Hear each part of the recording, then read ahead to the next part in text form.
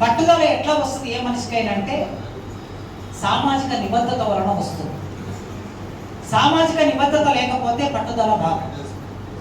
సామాజిక నిబద్ధత మనిషిని తీర్చిదిద్దుతుంది. సభాధ్యక్షుల వారు ప్రారంభంలో మధ్యలో చెప్తూ ఉన్నారు పర్సనాలిటీ అని. పర్సనాలిటీ అంటే వారు మళ్ళీ దానికి డెఫినేషన్ కూడా ఇస్తూ ఉన్నాడు. పర్సనాలిటీ అంటే ఇంత ఎత్తు ఉండి లావుగా ఉండి కాదు, పర్సనాలిటీ అంటే వ్యక్తిత్వము అని. ప్రతి మనిషికి ఒక వ్యక్తిత్వం ఉంటుంది. ఈ వ్యక్తిత్వం నిర్మాణం కావడానికి ఎట్లా నిర్మాణం అవుతుంది? ఎవరి వ్యక్తిత్వం అయినా అందరము తల్లి గర్భం నుంచి సహజంగా పుడతాం. తల్లి గర్భం నుంచి పుట్టిన వాళ్ళందరూ గొప్పవాళ్ళు అవుతున్నారు, పుట్టిన వాళ్ళందరూ దేశభక్తులు అవుతున్నారు, పుట్టిన వాళ్ళందరూ విప్లవకారులు అవుతున్నారు, పుట్టిన వాళ్ళందరూ అభ్యుదయకారులు అవుతున్నారు, పుట్టిన వాళ్ళందరూ లౌకికవాదులు అవుతున్నారు. ఇవన్నీ పక్కన పెడతాం సిద్ధాంతాలు. అసలు పుట్టిన వాళ్ళందరూ మనుషులుగా జీవిస్తున్నారు? బేసిక్ ప్రశ్న. ఒక తోటి మనిషిని మనిషిగా భావించే ఈ దేశంలో మనుషులను ఎలా చూస్తున్నారు? రోజు రోజుకు మారిపోతుంది. ఇంకా మానవ స్వభావం మారిపోతుంది. నాకైతే భయం వేస్తుంది. ఎలా మారిపోతుందంటే మనిషిని కులంగా చూడటం, మనిషిని మతంగా చూడటం, మనిషిని రంగుగా చూడటం, మనిషిని భాషగా చూడటం, మనిషిని ప్రాంతంగా చూడటం, మనిషిని వదిలేసి మనిషి చుట్టూ ఉన్న ఇతరేతర విషయాలను చూసే ఒక స్వభావం పెరిగిపోయింది. ఈ మధ్య మీరందరూ చూస్తూ ఉంటారు. ఒక సినిమా వచ్చింది, దేశమంతా సినిమా చూస్తూ ఉన్నారు. సినిమా టాకీస్లో ఆ సినిమా చూసిన తర్వాత బయటకు వచ్చి పత్రికా ప్రకటనలు ఇస్తున్నారు. ఏమిటంటే ముస్లింల వ్యాపారాల్లో ఎవరు వస్తువులు కొనుక్కోకండి.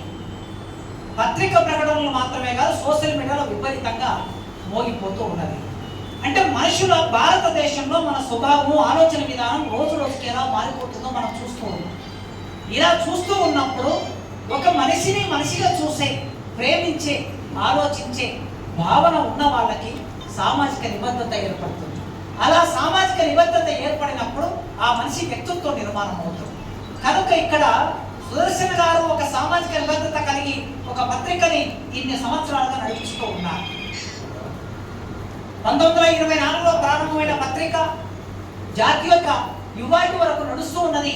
100 సంవత్సరాలు పూర్తి చేసుకుంటున్నాయి. ఈ క్రమంలో వారి సమయాన్ని, వారి ఆర్థికాన్ని ఈ పత్రిక కోసం పెట్టడం అనేది ఇది చిన్న విషయం కాదు. ఇంతమందిని ఇక్కడ సమకూర్చడం అనేది చిన్న విషయం కాదు. కనుక ఇలాంటి పని చేయడం అనేది సమాజంలో చాలా మంది ఉన్నారు. వస్తున్న జీతాన్ని వడ్డీకి ఇచ్చి డబ్బులుగా మార్చే వాళ్ళు ఉన్నారు. రియల్ ఎస్టేట్ వ్యాపారం చేసి కోటీశ్వరులు అయిన వాళ్ళు ఉన్నారు. టీచర్లే, చిన్న ఉద్యోగులు కూడా పెట్టుబడి పెట్టి, ఎవరిని దోపిడీ చేసి ఉండకపోవచ్చు, పెట్టుబడి పెట్టి దాన్ని పెట్టుబడిగా మార్చి సంపాదన సమకూర్చినటువంటి వాళ్ళు ఉన్నారు. కానీ వీటన్నిటికీ దూరంగా మనిషిగా జీవించటం, తడితో జీవించటం, ప్రేమతో జీవించటం, సాటి మానవుని గౌరవించటం, ఈ సమాజాన్ని అర్థం చేసుకొని ఈ సమాజాన్ని మార్చాలనే ఒక సంకల్పంతో ఉండటం అనేది అదే నిజమైన పర్సనాలిటీ, అదే నిజమైన వ్యక్తిత్వం. అలాంటి వ్యక్తిత్వం కలిగిన సుదర్శన్ గారు ఇవాళ మనందరినీ ఇక్కడికి తీసుకొచ్చారు. అందుకే సుదర్శన్ గారు లాంటి మనిషి ఇవాళ ఈ పుస్తకాన్ని ఆవిష్కరించాడు. ఒక దేశం వెళ్ళి ఆయన అనుభవాలు చాలా ఉండి ఉండవచ్చు. ఒక దేశం ఒక 15 రోజులు పోతే వియత్నాం అనే దేశం ఒక రకంగా మా లాంటి వాళ్ళని ఇన్స్పైర్ చేసినటువంటి ఆ దేశం యుద్ధం చేసినప్పుడు నేను పుట్టలే. కానీ ఒక విద్యార్థి యూనివర్సిటీకి వచ్చి చదువుకునే రోజుల్లో ప్రపంచ చరిత్ర చదువుతున్నప్పుడు ప్రపంచ చరిత్రలో మమ్మల్ని ప్రభావితం చేసిన అతి కొద్ది దేశాల్లో మొట్టమొదటి వియత్నమే, ఆ తర్వాత మార్క్స్, ఆ తర్వాత అంబేద్కర్, ఆ తర్వాత మావో, ఆ తర్వాత లెనిన్. మొదలు వియత్నమే. ఎందుకంటే వియత్నం విప్లవ విద్యార్థి ఉద్యమం మమ్మల్ని ఆకర్షించింది. అక్కడ ఉన్న యువకులు చిన్న పిల్లలు, ఆయన చెప్పాడు కదా స్వరంగా, అంత చిన్న దేశం. ఎంత దేశం? మీ రాష్ట్రంలో ఒక జిల్లా ఎంత ఉంటుందో అంత ఉంటుంది, అంతే కదండి. ఒక పెద్ద జిల్లా అనంతపురం జిల్లా ఎంత ఉంటుందో అంత కూడా ఉండదు వియత్నాం అనే రాష్ట్రం.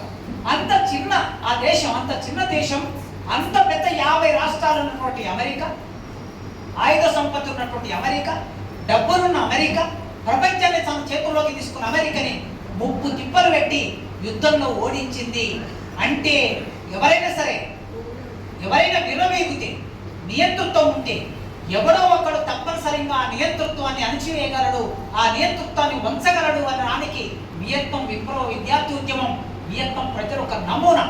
ఆ నమూనా లేదా ఇంకో దేశాన్ని చూసి భయపడిపోవడం, ప్రభుత్వాన్ని చూసి భయపడిపోవడం మనం చూస్తున్నాం. విప్లవోద్యమం ఒక రకంగా పూర్తిగా సంక్షోభంలోకి పడిపోయి విప్లవోద్యమం లేకుండా అయిపోయింది దేశం. కమ్యూనిస్టు ఉద్యమం ఉత్తాన పతాలని చూసి పూర్తిగా చివరి స్థాయికి వచ్చింది దేశం. అభ్యుదయ ఆలోచనలో రోజు రోజుకి కనుమరుగైపోతున్నాయి. ఒక భయకంపితులు అవుతున్నటువంటి సందర్భంలో ప్రపంచంలో వియత్నం అనేది మనకు ఒక నమూనా. ఆ చరిత్రని 15 రోజుల తన అనుభవాలని, తన జ్ఞాపకాలని పుస్తకంగా మన ముందుకు తీసుకొచ్చాడు. ఒక సామాజిక బాధ్యత కలిగిన రచయితగా చాలా మంది విహారయాత్ర చేస్తాం. ఇక్కడ కూర్చున్న వాళ్ళందరికీ మీ అందరికీ చదవచ్చు. మీరందరూ ఉద్యోగస్తులకు పనిచేసి ఉంటారు. పేపర్ పెడితే, పెన్ను పెడితే మీరు రాయగలరు. మీరు మాట్లాడతారు కదా, రోజు సంభాషణ చేస్తారు కదా, మీ మిత్రుల ద్వారా, మీ కుటుంబంలో, మీ పిల్లలతో మీరు సంభాషణ చేస్తారు. ఉద్యోగస్తులు సంభాషణ చేస్తారు. మీరు చేసిన సంభాషణ ఉన్నదొట్లగా మీరు రాసుకుంటే ఒక పుస్తకం అవుతుంది. కానీ ఎంతమంది రాస్తున్నారండి? రాయటం లేదు. కానీ ఆయన ఒక సామాజిక బాధ్యతకి, సమాజానికి నా అనుభవాలను అందించాలని చెప్పి అందించాడు ఆయన. సుబ్రహ్మణ్య శాస్త్రి గారు అనుభవాల జ్ఞాపకాలను ఒక పుస్తకం రాశాడు తెలుగు సాహిత్యంలో. నేను మొట్టమొదటి ఉద్యోగంలోకి వచ్చినప్పుడు ఆ పుస్తకాన్ని టీచ్ చేశాను. డిగ్రీ అనుభవాల జ్ఞాపకాలను ఒక 300 పేజీల పుస్తకం అని. ఏమి లేదు, ఆయన పుట్టినప్పటి నుంచి చివరి వరకు ఆయన ఏం చేశాడో రాశాడు, అంతే సింపుల్. చరిత్ర ఎప్పుడైనా సరే రాసేవాడిదే చరిత్ర అవుతుంది. అక్షరాన్ని ఒడుపుగా ఉపయోగించిన వాడిదే చరిత్ర అవుతుంది. ఆ అక్షరాన్ని ఒడుపుగా ఉపయోగిస్తే అందరి జీవితాలు సాహిత్యంలోకి వస్తాయి, అందరి జీవితాలు తెలుస్తాయి. కొందరి జీవితాలు మనం చదివాం ఇప్పటి వరకు. మరి సమాజంలో కార్మికుల జీవితాలు చదవలేదు, సమాజంలో అంటరాని వాళ్ళ జీవితాలు చదవలేదు, సమాజంలో స్త్రీల జీవితాలు చదవలేదు, అట్టడుగు వర్గాల జీవితాలు చదవలేదు, పై వర్గాల జీవితాలు మాత్రమే మనం చదివాం. అంటే అట్టడుగు వర్గంలో ఉన్నటువంటి వారి జీవితాలు కూడా అర్థం కావాలంటే రాస్తేనే అర్థమవుతుంది. ఎవరి జీవితం వాడు రాయాలి. ఒకరి జీవితం ఇంకోటి రాశారు అంటే సరిపోదు. గురజాడ అప్పారావు గారు మంచి అన్నది మాల అయితే మాల నేనవుతో నన్ను ఒక సానుభూతి వాక్యం రాశాడు. సానుభూతి వాక్యం సరిపోదు. నాదు కన్నీటి కథ సమన్వయము చేయ ఆర్ధ హృదయము కూడా కొంత అవసరము అన్నాడు పురంజాసు. నాదు కన్నీటి కథ, ఆయన కన్నీటి కథ రాయగలిగిన వాడు కావాలి. ఆ కన్నీటి కథ ఏమిటి? నీ ఏ కులమని ప్రశ్న వెలగించి చివారును లేచిపోవునే బ్రాకులు గుమ్మినట్లయ్యం పార్థివ చంద్ర వచింప సిగ్గగును. అది ఆయన కన్నీటి కథ. ఆ కన్నీటి కథను రాయాలంటే నాదు కన్నీటి కథ సమన్వయము చేయ ఆర్ధ హృదయము కూడా కొంత అవసరము అన్నాడు. ఆ ఆర్ధ హృదయం ఉన్నవాడు మాత్రమే రాయగలుగుతాడు, అనుభవించిన వాడు మాత్రమే రాయగలుగుతాడు. పురిటి నొప్పుల బాధ పక్కన కూర్చున్నటువంటి పురుషుడు స్వయంగా భర్తనే పురిటి నొప్పుల బాధను రాయలేడు, ఆ స్త్రీ మాత్రమే రాయగలుగుతుంది. అందుకే ఎవరి అనుభవాలు వాళ్ళు రాసినప్పుడే ఈ ప్రపంచంలో కొత్త సాహిత్యం వస్తుంది. ఈ ప్రపంచంలో సాహిత్యం అంటే, ఈ దేశంలో సాహిత్యం అంటే 100 పూలు వికసించని, 1000 ఆలోచన సందర్శించని అని చైనా సూక్తి ఉంది కదా.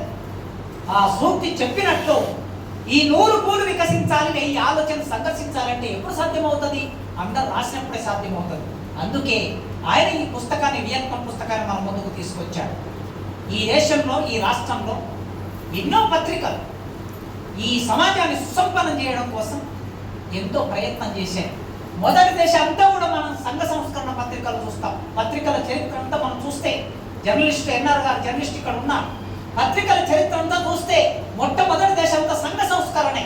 ఆనాడు అప్పటికి పత్రిక నడపాలని ఒక ఆలోచన లేని రోజుల్లో బ్రిటిష్ వాడు వచ్చిన తర్వాత పత్రికలు మనకు అలవాటు చేసినప్పుడు, ఆంగ్ల పత్రికలు వచ్చినప్పుడు పత్రికలు తీసుకొచ్చి వాడు ఓడల్లో పత్రికలు తీసుకొచ్చాడు. ఇక్కడ ఓడ ఎప్పుడైనా అక్కడ నుంచి ఇక్కడికి ఖాళీగా వస్తుంది, ఇక్కడ నుంచి ముడి సరుకులు తీసుకొని అక్కడికి వెళ్తుంది.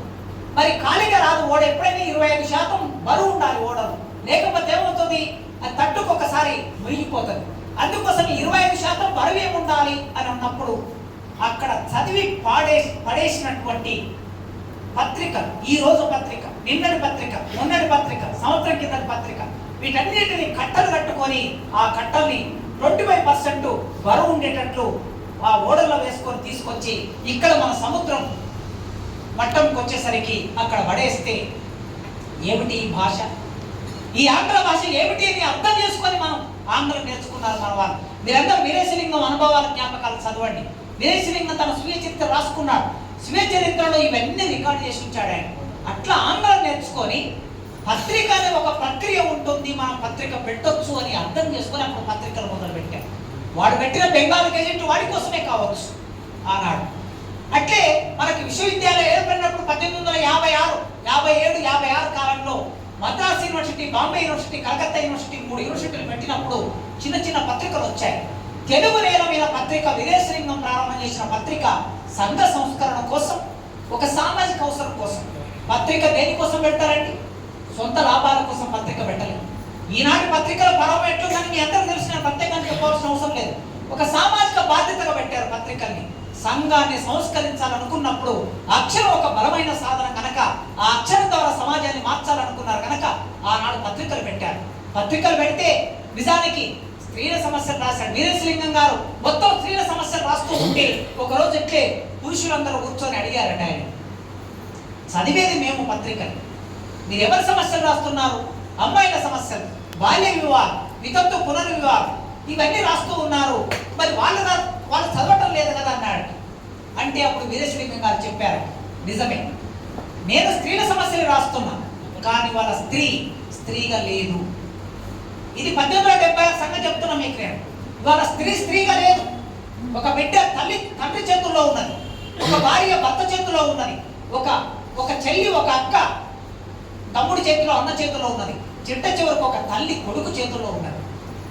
బిడ్డ మారాలంటే, అక్క మారాలంటే, భార్య మారాలంటే, చెల్లి మారాలంటే, తల్లి మారాలంటే ఎవడు మారాలి? మొట్టమొదలు పురుషులు మారాలి. కనుక పాఠకులు నా పురుషులైనప్పుడు, నా టార్గెట్ పీపుల్ పురుషులైనప్పుడు వాళ్ళలో చైతన్యం తీసుకొస్తే ఈ ఇంట్లో కూర్చున్నటువంటి ఈ ఆడబిడ్డ స్కూల్కి వెళ్తుంది. ఆడబిడ్డ స్కూల్కి వెళ్ళే చైతన్యం ఎవరికి స్కూల్కి పంపించే చైతన్యం ఎవరికి రావాలి? తండ్రికి రావాలి.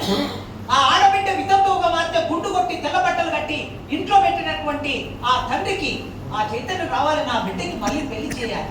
5 ఏళ్ల బిడ్డ, 10 ఏళ్ల బిడ్డ, 15 ఏళ్ల బిడ్డ జీవితం మొత్తం ఉండమోపిగా ఉండటం అనేది తప్పు కదా. ఆమె జీవితం అంతా భగ్నమైపోతుంది కదా, ముగ్రమైపోతుంది కదా అనే ఆలోచన చైతన్యం తండ్రికి రావాలి. అప్పుడే ఆ బిడ్డకి వితంతు పునర్వివాహం చేయగలుగుతారు. అదేవిధంగా చదివించాలి, ఉద్యోగం చేయించాలి, స్త్రీకి స్వాతంత్రం ఇవ్వాలి. అది పురుషుడు మారాలని చెప్పేసి పురుషుడు కోసం పత్రిక నడిపాడు. వివేకవర్ధిని పత్రిక నడిపాడు. సాహిత్యం వైపు నడిపాడు. సంఘ సంస్కరణ కోసం నడిపాడు. సాహిత్యంలో ఒక పెద్ద చర్చ జరిగింది, మీ అందరికీ తెలుసు. వేదం వెంకటరాయ శాస్త్రి, కుక్కండ వెంకటోత్తమ పంతులు వాళ్ళు ఒకవైపు, గురిజాడ అప్పారావు వీళ్ళు ఒకవైపు. వ్యవహారిక భాష కోసం, గ్రాంధిక భాష కోసం భాషలు ఎట్లా ఉండాలి, పత్రిక భాష ఎట్లా ఉండాలి. ఇప్పుడు చెప్పాడు కదా సభాధ్యక్షుడు, సరళంగా భాష ఉండాలి, ప్రజలు మాట్లాడే భాషలో పత్రిక రావాలి. ఇవాళ ప్రజలు మాట్లాడే భాషలో పత్రిక వస్తుందంటే దానికి ఎంత పోరాటం నడిచింది. గిడుగు రామూర్తి పంతులు ఎంత పెద్ద పోరాటం చేశాడు. దానికి గురిజాడ అప్పారావు ఎట్లా సపోర్ట్ చేశాడు. నిజానికి గిడుగు రామూర్తి పంతులు, గురిజాడ అప్పారావు ఇద్దరి బలం సరిపోలేదు అన్నాడు. సరిపోనప్పుడు కుక్కండ వెంకటోత్తమ పంతులను, వేద వెంకటరాయ శాస్త్రి వాదన ఓడించాలంటే ఎవరి సాయం అవసరం అంటే మధ్యవారిగా ఉన్నటువంటి, అంటే సరళ క్రాంతికం రాస్తున్నటువంటి కందుకూరి వీరేశలింగం సహాయం తీసుకొని ఆనాడు ప్రభుత్వాన్ని ఒప్పించి ఏ భాషనైనా సరే భాష మారాలంటే ఆ భాషలో చదువుకున్నప్పుడే భాష మారుతుంది. టెక్స్ట్ లాంగ్వేజే మనల్ని మార్చేస్తుంది. అందుకే ఆనాటి ఆంధ్ర ప్రభుత్వం బ్రిటిష్ ప్రభుత్వాన్ని ఒప్పించి టెక్స్ట్ పుస్తకాలని వ్యవహారికంలోకి తీసుకొచ్చారు గిడుగు రామూర్తి పంతులు వీరేశలింగం సహాయంతో. ఆ విధంగా వీరేశలింగం సాహిత్య పత్రికలు నడిపాడు, సంఘ సంస్కరణ విషయాన్ని రాశాడు, నవరమ్య సాహిత్యాన్ని ప్రచురించాడు. ఇది ఒక దశ అయిపోయింది. రెండో దశ వచ్చిన నాటికి ఏమొచ్చింది? జాతీయోద్యమ భావాలని ప్రసరించాలి, జాతీయోద్యమ భావాలని ప్రజల్లో ప్రచారం చేయాలి. అందుకోసం పత్రిక అవసరం వచ్చింది. 1875లో ఇండియన్ నేషనల్ కాంగ్రెస్ ఏర్పడింది. 1907లో వందే మాతరం ఉద్యమం వచ్చింది. 1910, 20 వచ్చే నాటికి గాంధీజీ రంగప్రవేశం చేశాడు భారతదేశం. కనుక పత్రికల స్వభావం మారిపోయింది. ఇప్పుడు సంఘ సంస్కరణ కాదు మన పని. ఈ దేశంలో సంఘ సంస్కరణ కాకుండా ఈ దేశంలో బ్రిటిష్ వాళ్ళ నుంచి వెళ్ళగొట్టాక ఈ దేశాన్ని మనమే సంస్కరించుకుంటాం. మన చేతుల్లోకి అధికారం రావాలనుకున్నాం. మన చేతుల్లోకి అధికారం రావాలంటే జాతీయోద్యమ భావాలు రావాలని చెప్పి అప్పుడు గాంధీ వచ్చాక యంగ్ ఇండియా పత్రిక పెట్టాడు, హరిజన్ పత్రిక పెట్టాడు. ఈ పత్రికల ద్వారా సమాజంలో ఉండే సమస్యని ఒకవైపు పరిష్కరించాలని, చైతన్యం చేయాలి. హరిజన పత్రిక ద్వారా హరిజన్లో ఉన్నటువంటి సమస్యల్ని చర్చనీయాంశంగా మార్చాడు. యంగ్ ఇండియా పత్రిక ద్వారా ఈ దేశంలో ఉన్నటువంటి యువతరానికి ఒక సందేశం ఇచ్చాడు. మరోవైపు పూర్తిగా విరుద్ధమైన భావాలతో అంబేద్కర్ బహిష్కృత పత్రిక నడిపాడు, మూకునాయక పత్రిక నడిపాడు. ఈ దేశంలో మూగవాళ్ళు అయినటువంటి వాళ్ళు ఎవరు, మాట్లాడడానికి అవకాశం లేని వారు, రాయడానికి అవకాశం లేని వారు దాదాపు ఆనాడు 6 కోట్ల మంది అంటరాని ప్రజలు ఉన్నారు. 33 కోట్ల దేవతలు ఉన్నారు. గురంజాశ్వ 33 కోట్ల దేవతలు ఎగబడ్డ దేశం పునః అన్నాడు. ఈ 33 కోట్ల జనాభాలో 6 కోట్ల జనాభా దళితులు ఉన్నారు. 6 కోట్ల జనాభా వీళ్ళు మూగవాళ్ళు గనక ఈ మూగవాళ్ళకు ఒక పత్రిక ఉండాలని మూకునాయక పత్రిక నడిపాడు అంబేద్కర్. ఇట్లా మనం జాతీయోద్యమ భావాలు ఒకవైపు, సమాజంలో ఉన్న సమస్యలు మరోవైపు కలిపి పత్రికలు ముందుకు తీసుకొచ్చారు. సరే, ఒక దేశానికి స్వాతంత్రం వచ్చింది.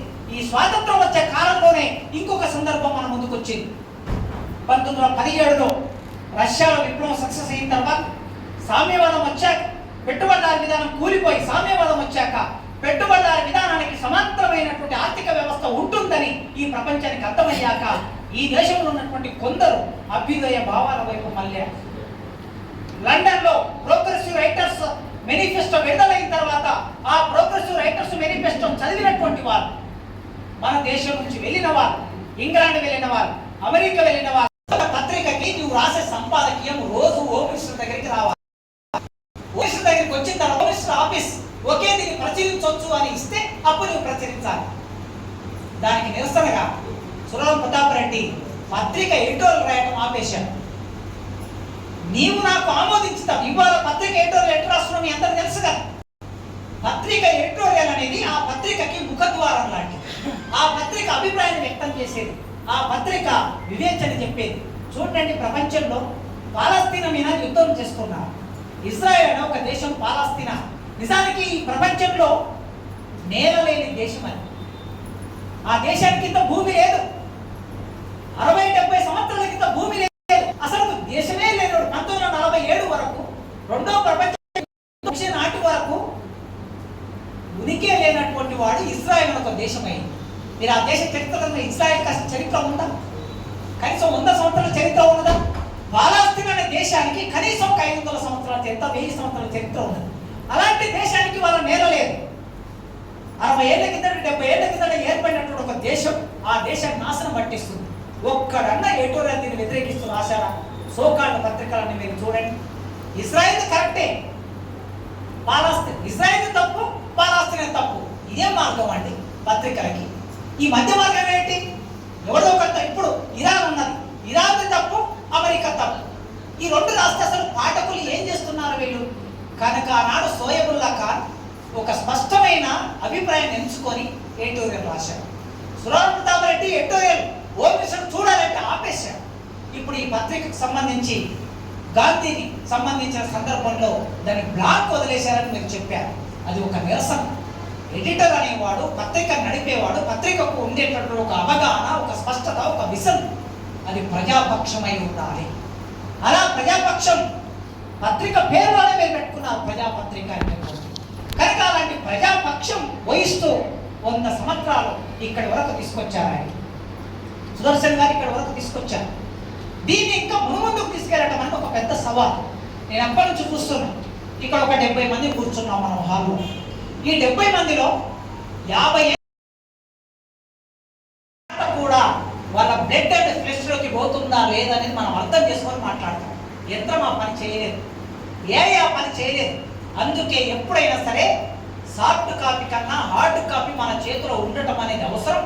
ఈ పత్రికని హార్డ్ కాపీగా ఉంచాలని, నడపాలని నేను కోరుకుంటున్న ఒక పత్రిక నడిపిన వాడిగా, పత్రికలతో ఇన్స్పైర్ అయిన వాడిగా, పత్రికలు చదివి జ్ఞానం పొందిన వాడిగా సుదర్శన్ గారికి మనం అందరం అండగా ఉంటేనే ఈ పత్రిక ముందుకు వెళ్తుంది. వారన్నారు, నేను అడిగాను ఏం మాట్లాడారు సార్ నేను అక్కడ అంటే, తెలుగు ప్రజల మధ్యన ఉండవలసిన ఒక అనుబంధాన్ని, ఒక ఆత్మీయ భావాన్ని మాట్లాడిన సార్ అన్నారు. నిజానికి నేను ఇప్పుడు పత్రికల చరిత్ర చెప్పాను, పత్రికల ఒక అవసరాన్ని చెప్పాను ఈనాటి సమాజానికి. ఈనాటి సమాజానికి పత్రికల సమాంతర పత్రికలు నేను చెప్పేది. పెట్టుబడికి కట్టుకథకు పుట్టిన విషపత్రికల గురించి నేను చెప్పట్లేదు. నేను చెప్తున్నది సమాంతరమైన పత్రికలు. ఈ సమాంతరమైన పత్రికలు నిలబడితేనే ఈ సమాజం చైతన్యం అవుతుంది. చైతన్యవంతంగా సమాజాన్ని ఉంచవలసిన బాధ్యత ఉంది.